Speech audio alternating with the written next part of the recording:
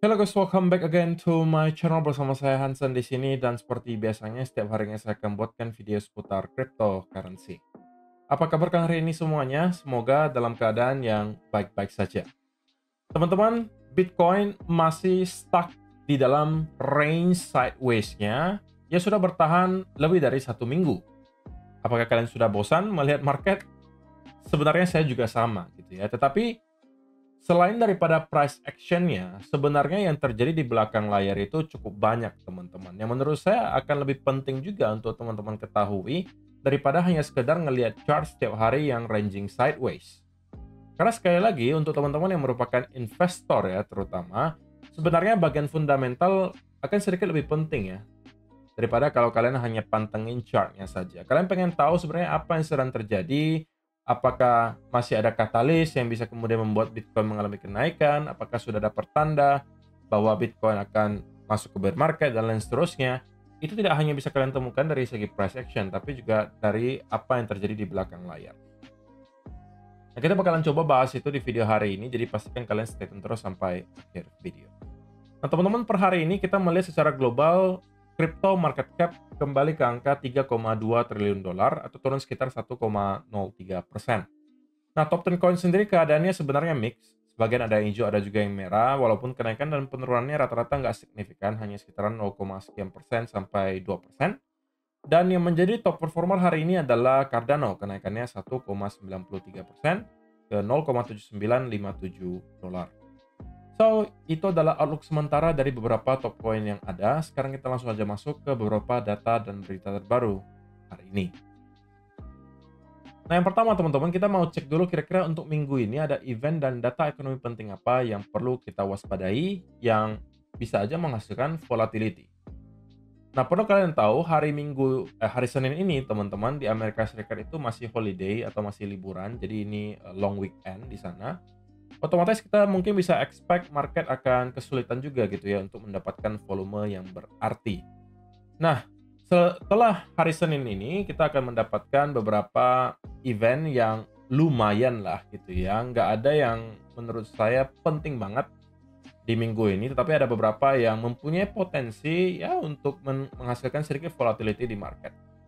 Pertama di hari Rabu gitu ya, di mana pada saat itu akan ada speech dari Presiden Trump. Nah, kita tahu teman-teman salah satu alasan kenapa kita melihat Bitcoin kemarin bisa naik dari 60-an ribu sampai ke kurang lebih 90, 100 ribu dolar, itu juga dikarenakan Presiden Amerika Serikat itu sekarang bernama Donald Trump, gitu ya. Dia berhasil terpilih dan sudah diketahui oleh publik bahwa dia merupakan seorang kandidat yang pro sekali terhadap cryptocurrency, ya terutama Bitcoin lah gitu ya.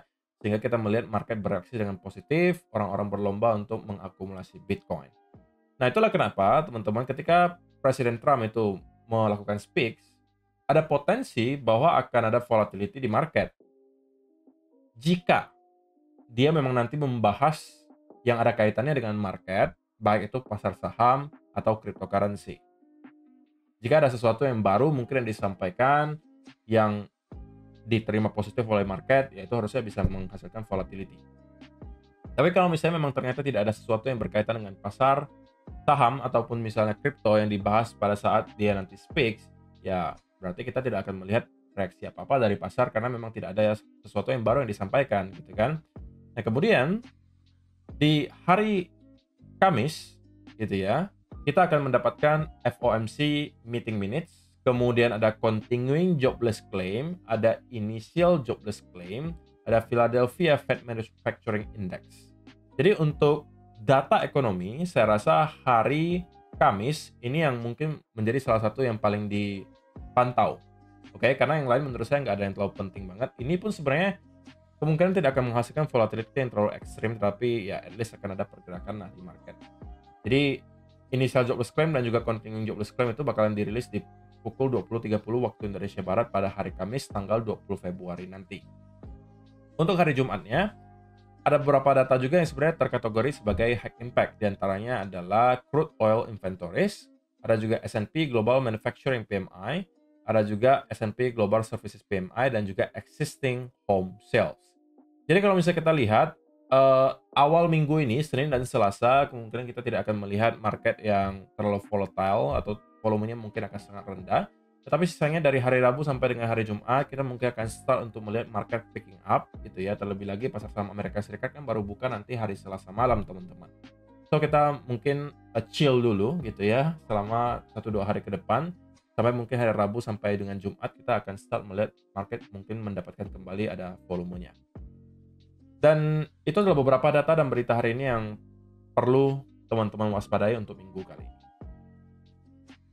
Nah, selain daripada price action, teman-teman, kita juga perlu tahu gitu ya, sebenarnya sekarang yang dilakukan oleh para pemain-pemain besar itu apa sih gitu ya. Nah, kalau kita lihat dari segi data spot Bitcoin ETF sampai dengan data terakhir ya di tanggal 15 Februari, itu terus ada inflow terjadi dari spot Bitcoin ETF. Meskipun saya tahu angkanya mungkin tidak se-exciting beberapa bulan yang lalu, tapi at least kita mendapatkan ada konsistensi dari segi inflow spot Bitcoin ETF. BlackRock itu kembali melakukan pembelian sebesar 227 Bitcoin di tanggal 15 Februari kemarin. Oke. Kemudian Fidelity itu membeli sebesar 970 Bitcoin. Data sebelumnya itu di tanggal 14 Februari kita juga melihat BlackRock membeli sebesar 270 Bitcoin. Ya kan? Jadi yang kita perlukan memang sekarang adalah adanya konsistensi dari segi inflow spot Bitcoin ETF ditambah ada katalis positif dari market. Nah, kalau teman-teman kembali bertanya gitu ya, dan mungkin muncul pertanyaan di benak kalian. Kalau memang benar kok, spot Bitcoin ETF terus-menerus membeli, kenapa tidak tercermin dari segi harganya yang mengalami kenaikan?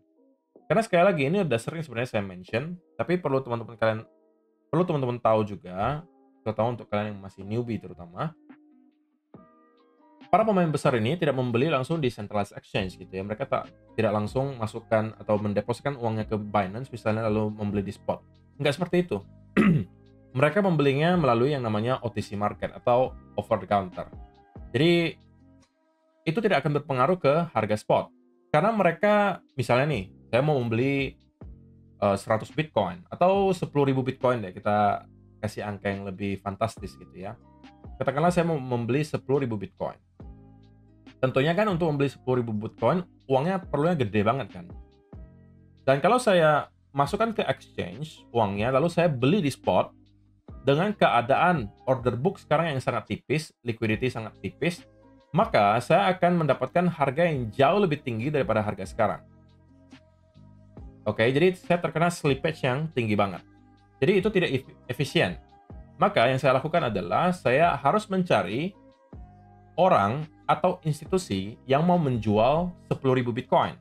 Atau kalau tidak satu pun, carilah beberapa secara sekaligus yang mau menjual secara total 10.000 Bitcoin di harga sekarang. Nah, saya transaksinya dengan mereka. So, Bitcoin-nya hanya berpindah tangan saja, teman-teman, di harga yang sama. Sehingga itu tidak terjadi kenaikan harga. Nah, itulah yang kemudian membuat, meskipun kita kadang-kadang melihat ada inflow yang besar banget dari spot Bitcoin ETF, tetapi harga Bitcoin itu tidak mengalami kenaikan, ya karena mereka nggak membeli langsung dari spot market, teman-teman. Nah, saya rasa ini udah banyak lah yang tahu, tapi ini untuk teman-teman yang masih newbie, yang mungkin masih mempunyai pertanyaan tersebut, itu adalah jawabannya. Selain daripada spot Bitcoin ETF, teman-teman, sebenarnya sekarang itu saya bisa katakan sudah hampir semua lah ya, baik dari institusi besar, bank-bank besar, negara-negara, itu semuanya sudah melirik untuk masuk ke Bitcoin. Salah satunya adalah Royal Government of Bhutan. Mereka itu sekarang mempunyai Bitcoin, kalau di-value-kan sudah kurang lebih $1 billion. Oke, jadi Bhutan, kita melihat El Salvador, ya kita melihat juga ada potensi beberapa negara lainnya mulai start juga untuk melakukan hal yang sama. Jadi sekarang itu permainannya sudah berbeda, teman-teman. Tidak seperti cycle-cycle sebelumnya di mana ya kebanyakan hanya di-drive oleh permintaan dari retails. Adapun perusahaan-perusahaan itu tidak banyak gitu ya. Contohnya mungkin hanya MicroStrategy dan kawan-kawan. Tetapi tidak banyak. Selain daripada itu tidak ada gitu. Tapi kalau sekarang playing field-nya udah berbeda. Kita udah melihat negara-negara start untuk masuk ke Bitcoin. Kita melihat institusi terbesar di dunia sudah masuk ke Bitcoin. Bank-bank besar juga udah masuk ke Bitcoin. Jadi semuanya, teman-teman. Sehingga sekali lagi, inilah yang harus teman-teman lihat gitu. Tidak hanya dari segi price action-nya, tapi apakah ada sesuatu yang bisa terus mendukung Bitcoin untuk mengalami kenaikan? Kalau menurut saya jawabannya ada. Dan itulah kenapa juga saya masih merasa bahwa ya bull cycle kali ini harusnya belum usai gitu. Saya tahu mungkin sudah ada banyak dari teman-teman yang skeptis gitu ya dengan apa yang kita lihat selama beberapa minggu terakhir lah setidaknya, bahwa kenapa market sepertinya kesulitan gitu untuk mendapatkan momentum dan altcoin bahkan terus-menerus bleeding out. Nah, perlu teman-teman tahu bahwa ini adalah sebenarnya hal yang sama, sentimen yang saya rasakan saat ini, teman-teman, itu tidak jauh berbeda daripada sentimen yang kita lihat di bottom bear market di tahun 2022. Pada saat itu, bahkan Bitcoin aja dikatakan scam. Oke, dan tidak jarang orang-orang mengatakan Bitcoin bakalan ke 10.000, ke 8.000 dolar, 6.000 dan lain seterusnya. Tapi saya secara pribadi punya conviction bahwa di harga 16 sampai 20.000 itu sudah saat yang sangat baik untuk melakukan akumulasi. Teman-teman yang merupakan penonton lama harusnya tahu bahwa pada saat itu hampir setiap hari saya sampaikan, teman-teman, this is the time to bid. Ini adalah saatnya untuk melakukan akumulasi. Meskipun kalau kita drop lagi ke 12.000, 10.000, itu tidak akan ada pengaruhnya terlalu besar jika kita tahu bahwa Bitcoin bakalan ke angka 100.000 dolar. Dan sekarang kita sudah hit lebih dari 100.000 dan start untuk mendapatkan konsolidasi. Itu namanya conviction, teman-teman. Dan itu namanya adalah asymmetrical bet. Maksudnya gimana? Resiko yang teman-teman hadapi pada saat Bitcoin di 16.000 itu akan jauh lebih kecil daripada potensi reward-nya. Saya udah kasih tahu, perhitungan sederhananya saja begini. Kalau teman-teman beli Bitcoin di harga 17.000 kemarin, dan katakanlah ada drop sampai ke angka berapa? 8.000 deh gitu. 16.000 jadi drop jadi 8.000. Katakanlah kita asumsi itu terjadi.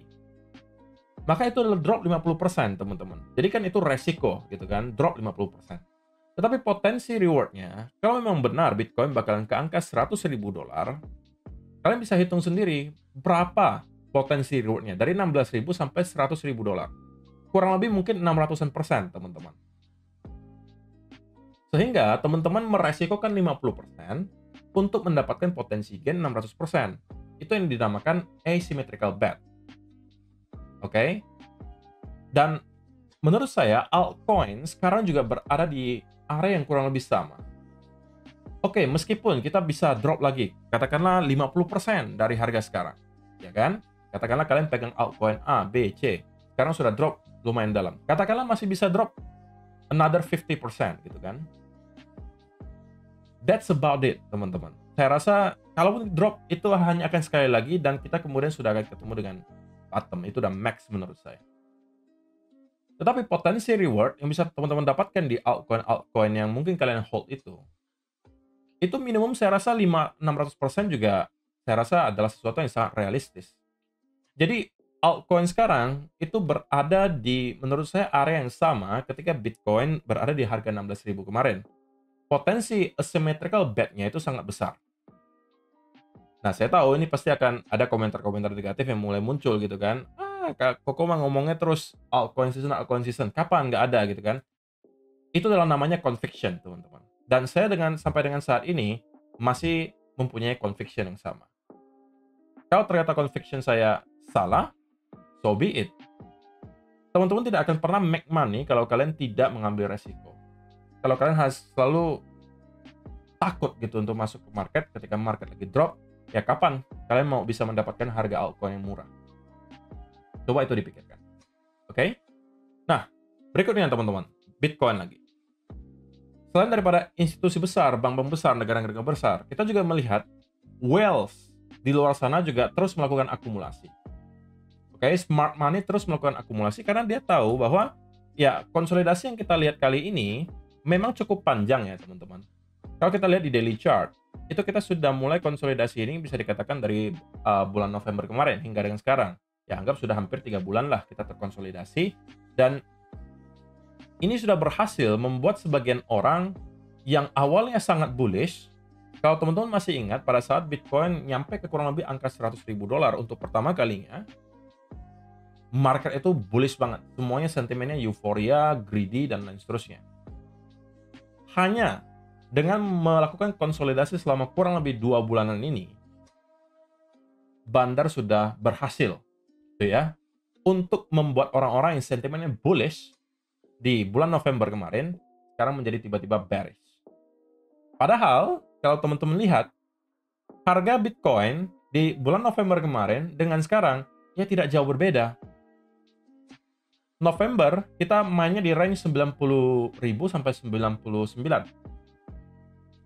Harga Bitcoin sekarang 96.000, tapi sentimennya jauh berbeda. Nah, coba teman-teman pikirkan lebih jauh. Apa yang sedang terjadi gitu? Harganya sama, sentimennya jauh berbeda. Nah, inilah hebatnya memang para bandar market maker untuk mengubah sentimen. Karena kalau kalian bullish terus, gitu ya, kapan para pemain besar bisa dapatkan harga murah? Nggak bisa dong. Mereka harus menciptakan suasana di mana kalian akan melakukan panic selling, kalian jualan semua Bitcoin kalian, mereka yang serok di harga murah. Nah, itu playbook yang sudah mereka lakukan berkali-kali. Jangan sampai teman-teman juga selalu terjebak dengan hal itu. Nah, kita bakalan bahas nih, price actionnya Bitcoin bagaimana? Nah, pertama teman-teman, kalau kita lihat di weekly ya, kita dari time frame gede dulu. Ya, kita nggak bisa pungkiri bahwa kita itu sekarang stuck di sebuah range gitu ya. Ini adalah range di weekly. 108.000 sampai ke kurang lebih area 98.000 dolar. Ini adalah range konsolidasi yang sebenarnya tidak jauh berbeda dengan apa yang teman-teman lihat di sini. Oke? Nah, selama kita masih bermain di dalam range ini, maka ya kita masih bisa expect bahwa konsolidasi tersebut akan terus berlanjut, teman-teman. Sampai kapan ini akan usai, ya tidak ada yang tahu. Gitu ya, semua orang boleh memberikan analisanya, tapi in the end, ya market yang bakalan memberikan jawaban. Kita hanya cukup menunggu saja apa yang bakalan dilakukan. Nah, kalau teman-teman yang merupakan investor, harusnya tidak perlu ya, terlalu pusing dengan apa yang terjadi. Toh kita masih berada di range yang sama dengan apa yang kita lihat selama beberapa bulan terakhir. Kenapa ini sekarang membuat kalian menjadi bearish gitu kan? Nah, sekalipun kalau misalnya kita akan mendapatkan drop dari sini, menurut saya nih teman-teman, kalau kita drop dari sini, katakanlah nyampe ke area 75 sampai 70.000 yang sebenarnya saya tidak expect akan nyampe ke area tersebut ya. Tapi kalau kita anggap nyampe ke area tersebut, itu adalah berkah besar gitu untuk teman-teman yang mungkin masih pengen melakukan akumulasi Bitcoin. Karena sekali lagi teman-teman, ada potensi bahwa di cycle kali ini kita tidak akan melihat Bitcoin masuk ke bear market yang seperti biasa, di mana kita drop kurang lebih 70, 80, 85%. Kalau kalian ukur nih cycle terakhir, itu kurang lebih ya 77%. Ya kan? Nah, saya tidak expect bahwa bear market kita kali ini bakalan sebrutal ini lagi. Karena yang main sekarang itu bukan lagi para retail, tapi banyak institusi besar yang sudah masuk. Dan mereka-mereka itu banyakkan adalah diamond hands, bukan weak hands seperti kita. Terus sekalipun kalau misalnya kita mendapatkan drop yang dalam, saya rasa another 30, 40, 50% itu max gitu. Itu udah mungkin kita bisa kategorikan sebagai bear market. Meskipun teman-teman, saya rasa pembicaraan soal bear market itu masih terlalu prematur ya untuk kita lakukan. Karena begini, apa yang membuat teman-teman merasa bahwa kita sekarang sudah berada di bear market gitu? Harga Bitcoin sekarang masih di 96.000. Kita masih berada di all time high baru, teman-teman. Oke. Dan belum ada menurut saya pertanda dari segi price action bahwa kita masuk ke bear market. Kita masih terus membentuk area higher high gitu ya. Apa yang membuat teman-teman kemudian merasa kita sudah akan masuk ke bear market atau bahkan sudah di bear market gitu? Menurut saya belum ada. Nah, jadi di weekly teman-teman kita stuck di sebuah range yang selama kita tidak mampu break di kedua area yang saya highlight ini, maka kita hanya akan terus mendapatkan konsolidasi yang berkepanjangan di sini. Oke? Jadi area ini sebenarnya juga bisa teman-teman manfaatkan kalau misalnya kalian memang mencari swing setup ya. Kalau kita nyampe ke area di sini kalian bisa cari swing long, nyampe ke area upper range kalian bisa cari swing short. Gitu ya. Nah, itu adalah untuk weekly. Nah, kalau kita zoom in ke time frame yang lebih kecil gitu ya, ke 1 hour atau 4 hour. Nah, inilah dimana kita menemukan realita untuk 1-2 minggu terakhir bahwa Bitcoin itu sedang bergerak sangat choppy, oke? Tidak ada momentum sama sekali baik ke atas maupun ke bawah. intinya kita stuck di sebuah range. Dan inilah kenapa saya sampaikan beberapa video terakhir bahwa sangat tidak efektif kalau teman-teman mencoba untuk terlalu agresif masuk ke setup apapun sekarang. Baik itu short maupun long, sama-sama tidak akan menghasilkan risk to reward ratio yang besar. Terlebih lagi kalian sedang menghadapi market yang sangat choppy. Ini sangat tidak ideal. Dan sampai dengan sekarang, hal tersebut juga masih valid, teman-teman. Selama kita stuck di dalam range ini, menurut saya tidak ada sesuatu yang perlu kita lakukan. Kita hanya perlu wait and see terlebih dahulu, sampai pada saat nanti market kembali mempunyai volume, dan kita kembali ke area-area yang lebih krusial. Oke. Sekali lagi, saya baru akan masuk antara kita akan drop kembali di bawah 90.000. Kemudian kita mendapatkan semacam reversal pattern. Ini adalah plan saya yang pertama. Kalau ini terjadi, saya akan masuk di kurang lebih area ini. Yang kedua, kalau memang ternyata kita akan breakout dan start mendapatkan konsolidasi di atas angka $100.000, ini juga adalah plan kedua bagi saya untuk masuk. Dan perlu teman-teman ingat, ketika sebuah range itu bertahan cukup lama, biasanya penyelesaiannya itu bakalan brutal. Artinya ketika pergerakan sesungguhnya datang, itu biasanya bakalan masif gitu, bakalan volatil banget. Nah, harapan kita tentunya adalah sebagai investor, breakout-nya ke atas gitu ya, harapannya ya seperti itu. Tetapi ya, sampai dengan saat ini memang sulit bagi kita untuk bisa menentukan ya, kira-kira pergerakan besarnya bakalan ke arah mana. Tapi kalau memang teman-teman memaksa gitu ya, untuk saya menebak aja gitu ya, habis ini bakalan kemana, maka saya masih mengatakan biasnya sedikit lebih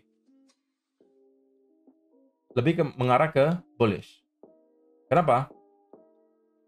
Karena kita awali pergerakan ini dengan sebuah rally yang cukup signifikan, teman-teman. Dan sekarang kita terkonsolidasi cukup panjang, dan biasanya ketika konsolidasi itu diawali oleh sebuah pergerakan naik, biasanya akan dilanjutkan dengan kenaikan berikutnya. Sama juga dengan kalau kita diawali dengan penurunan, konsolidasi, biasanya juga akan dilanjutkan dengan penurunan berikutnya.